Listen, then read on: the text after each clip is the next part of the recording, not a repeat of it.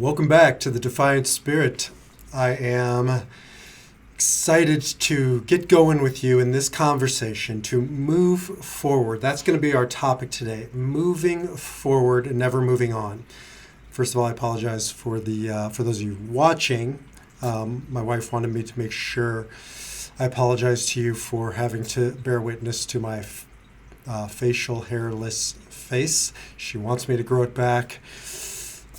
Man, it's not easy, but I may have to just give in to her. I prefer not having it. Okay, enough about my grooming habits. So, moving forward, never moving on. I just wrote a blog about this, and it is all about moving forward after darkness descends upon our lives. Now, for me, and for so many of us who care about Israel, it has revolved around what's happened in Israel, what continues to go on in Israel, the hostages that are still unaccounted for, haven't been returned, the human carnage that's mounting, and all the feet of Hamas. But I'm tired of, talking politics. I'm tired of talking about this issue.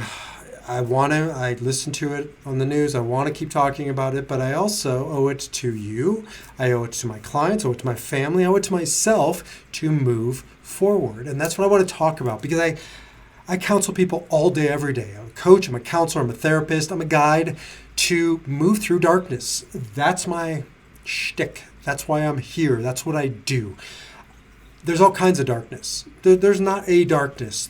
I call them the dark D's of death, of destruction, despair, of disease, of all kinds of things that don't start with D.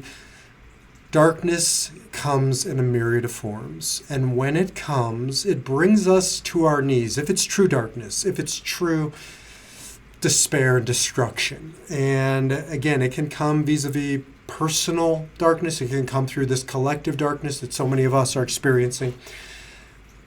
We need to move forward. I need to move forward.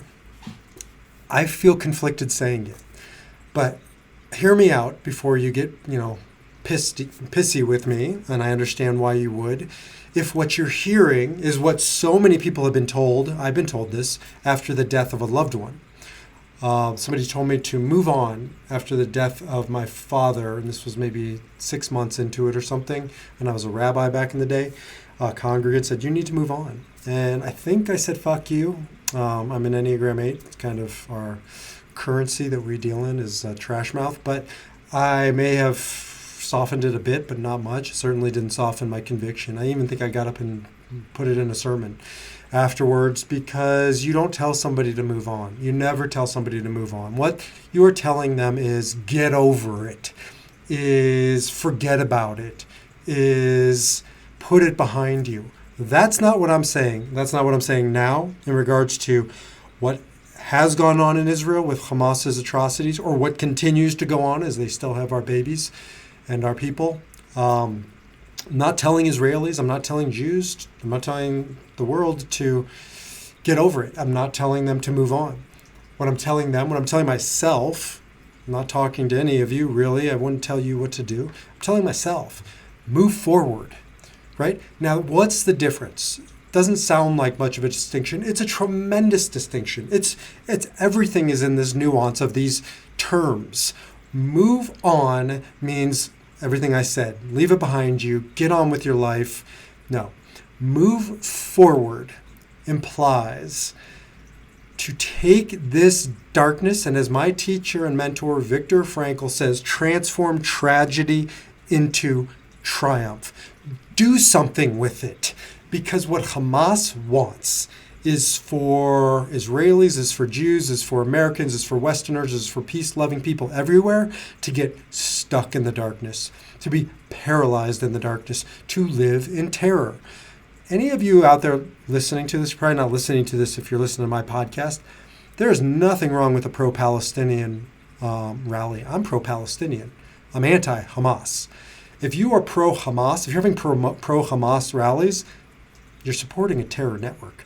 You're supporting a terrorist organization by everybody's standards, everybody with a mind and a soul. Terror stands for one thing and one thing alone: terror.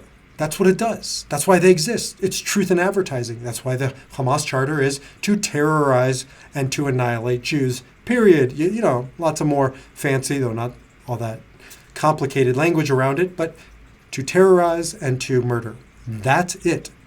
So if we allow them to do their work, then we're going to not only be dead, we're going to, those of us who aren't dead, are going to live in terror. And they win a second victory. They win the true victory.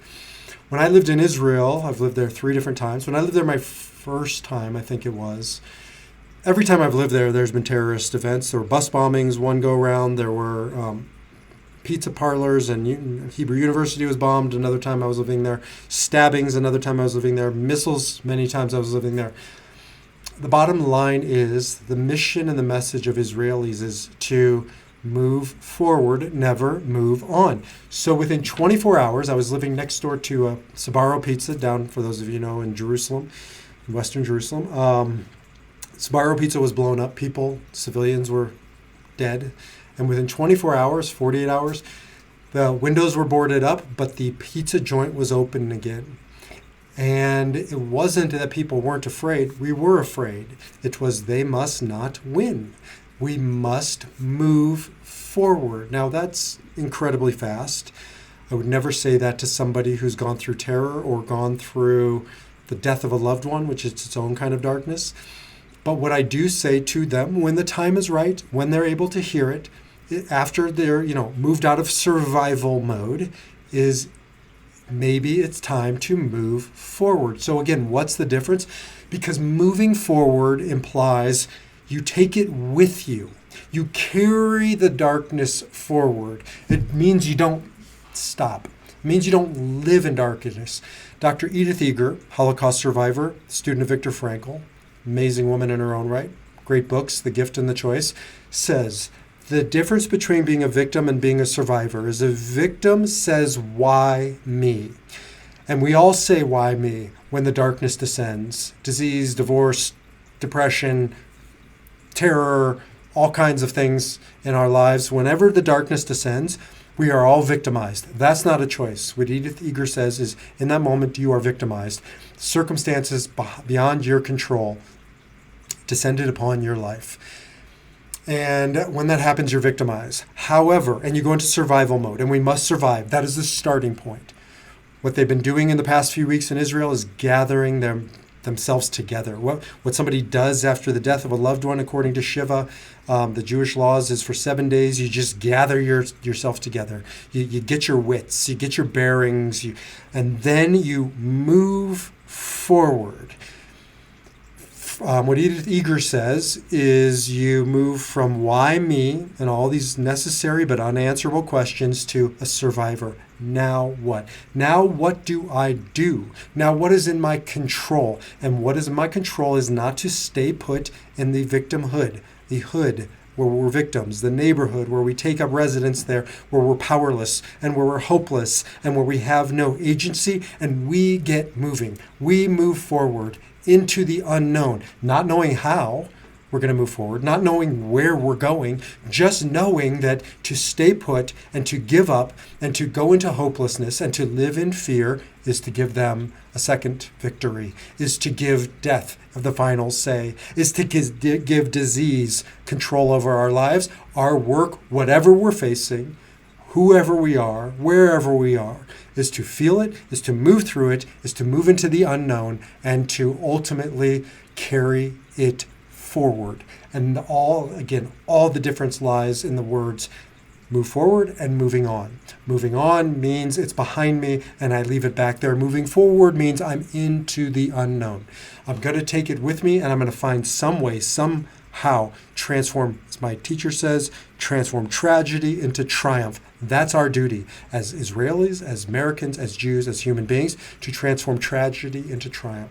I've been grappling with this. I'm just sharing it, putting it out there for the past 3.5 weeks. I have been unable to move forward because I have really felt like it's a moving on. I have wanted to talk about it. I've wanted to write about it. I've done podcasts and videos, and most of the things I've written about and talked about, I've scrapped because I am trying to find a balance between dealing with the darkness, being honest about the darkness, and giving the darkness too much of my power, giving it too much of my attention and my focus. And I've slipped across that line, as so many people have, right? Too much news, as they say, there's no news in the news, right? It's just repetitive. And so now I limit the amount of what I'm listening to and getting back to the things that fill me up. And that's my message today. That's the work today. To move forward isn't about betraying what's going on, right, with my brothers and sisters right now in Israel. It's not betraying them by moving forward. It's actually serving them. I don't serve them. Excuse me. Pause. I don't serve them by becoming depleted. My son, I see this right now on the University of Boulder campus. He is literally running around, making it his almost single-handed cause to put up signs of hostage victims while he's battling the haters who take those signs down of babies. All it says on those signs is bring our babies home. He's running ragged. And our conversation was, son, this is a marathon. This is not a sprint. And you do not serve Israel. And I think he's grappling with the fact that he's 21, he's Israeli, and he's not serving in the IDF. It's not his way right now. It's not his place. But he wants to serve, and so he's trying to make up for it. And what I said to him is, if you want to serve, keep going, keep doing it, but it's a marathon, not a sprint. Take care of yourself. Get rest, right? Find ways to detox. Find ways to get the darkness out. Nobody can live in survival mode perennially. Nobody can sustain this level of darkness. When you listen to the atrocities, and you've heard them once, we all need to bear witness to them. We do. Like, you don't want to hear them? Too bad. We need to bear witness to evil. That's the only way to defeat it, is if you can face it and embrace it to move through it, because the deniers and the denial is its own kind of evil. But don't keep listening to it. And once you've heard it and you check the box, now transform tragedy into triumph. Do something with it. Do something constructive. And it doesn't even mean you gotta get involved directly in the fight. You are defying darkness. When you say, hey, I'm going to go volunteer my time and work with kids at the local YMCA, as an act of defiance, as an act of defying darkness, because everything in me says, huddle up around the television and fill up on the darkness. How do you defy Hamas? By going and finding children to give back to. Does that bring back kids from Gaza or save kids from being used as human shields in the Gaza Strip by Hamas? No. But it adds to the energy, the vibration of something constructive, something positive. I'm not talking woo-woo, light and love. I'm talking about true physics, energy, because I can feel my energy depleting, going down, down, down, down into the darkness. And it's necessary when you're victimized. But as Edith Eger says, don't take up residence there, stand guard against it. Find ways back to your now what. Victims say why, survivors say now what. If you care about decency, you care about love, you care about peace in the Middle East, you care about good people everywhere, then you must defy the darkness. And you do that in your own way, on your own terms, right? And that's by moving forward. It's not a betrayal to do this, as I said to my son. You're actually serving them by raising your vibration, by getting back into health, by not focusing too much on the darkness. Ralph Fiennes, right? I think he goes by Ray Fiennes. When the filming of Schindler's List, he was the Nazi guard who would take target practice on the Jews, and he was playing that role, obviously. And he said, though, that filming went on for so long and he was in that role for so much that he felt himself having a mental break, because, you know, when you have to get into character around a Nazi for that long, it wears you down. It takes its toll. That's what darkness does. So moving forward is an act of service to your loved ones. It's an act of defiance to the darkness. Again, darkness of death, darkness of Hamas. And it's like doing something constructive, taking that energy and not leaving it behind, but repurposing it. So going forward in your life to find your way, your vehicle, your contribution, however you see fit. Moving forward is about living life. Viktor Frankl writes a lot about an idea that was captured in his second book. It wasn't actually a book, it was actually 4 lectures he gave, but it was turned into a book. It's a decent read. It's better to listen to that one. It's called Say Yes to Life in Spite of Everything.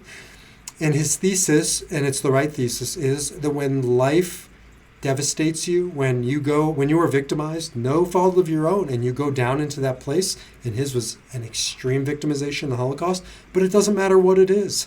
When the darkness brings you to your knees, everything in you will say no, will shut down. As I've shared before, even the word no conveys a closing of energy. No.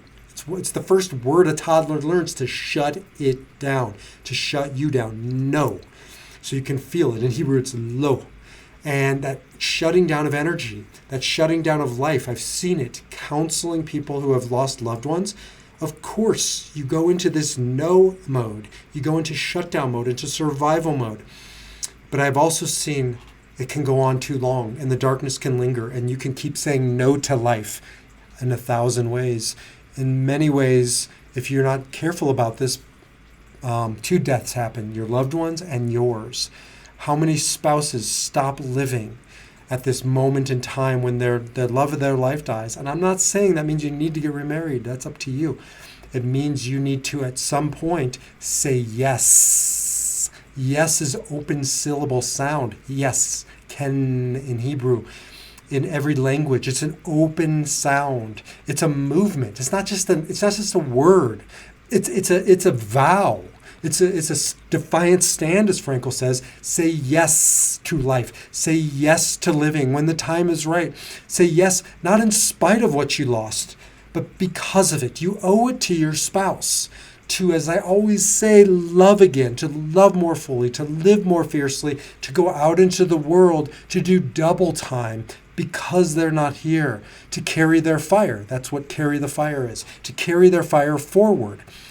Doesn't mean you're moving on. It means you're taking all that they stood for and all that you loved about them and all of that love that does not die, and you're using it to better yourself, to better your world, to illuminate the darkness for those around you. They want that. They need that of you. Same is true with collective darkness. If you're listening to me and you feel stuck in the darkness like I have been, there is nothing wrong and everything right with moving forward into the unknown. It doesn't mean you leave it behind. It means you repurpose it. It means you hold it near and dear to your heart. It means you take that pain, that suffering, that sorrow, that darkness, and you transform tragedy into triumph somehow, in some way. Do not give death a final say. Do not give Hamas a final say. Do not give the haters out there a final say. Do not give in to the hate. Do not give in to the anger. Do not give in to that low vibration, that calling out to drag you down, to hold you back, to keep you stuck. Your duty in all of those things is to defy the darkness by moving forward on your time frame, in your own way, however you see fit, but find that way. Move forward into the unknown. Defy the darkness. Transform tragedy into triumph. Say yes to life. Talk to you in the next podcast.